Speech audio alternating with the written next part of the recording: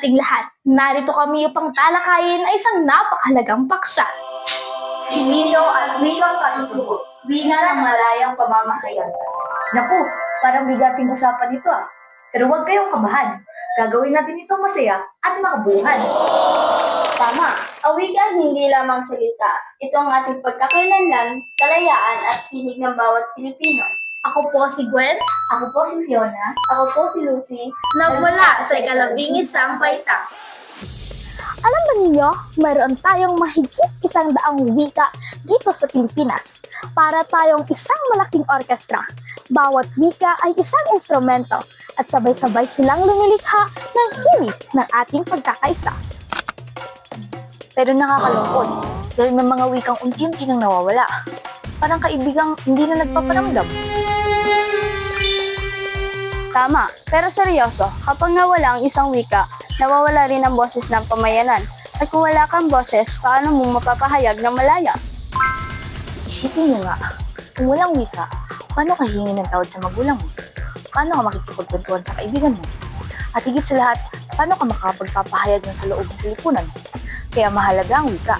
Ito ang daan ng kalayaan. At tandaan, sa pamamahayag, wika ang pinakapundasyon. Sa pamamagitan nito, maibabalita ang mga pangyayari, maihahayag ang mga katotohanan at maipagtatanggol ang karapatan ng tao. Kaya't ang wika ay hindi lang gamit sa araw-araw. Isa rin itong sandata ng pamamahayag. Sandatang laban sa kasinungalingan at pabor sa katotohanan.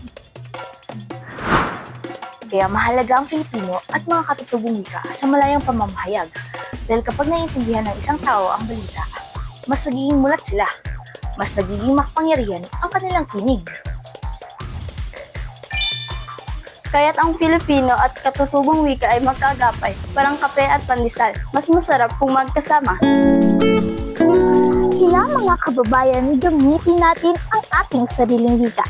Filipino man o katutubong wika. Sa eskwela, sa tahanan, sa lansangan, at maging sa social media, ipahayag natin ang ating saloobin gamit ang ating sariling wika. Dahil bawat wika ay tinig ng bayan at ang tinig ng bayan ay tinig ng kalayaan.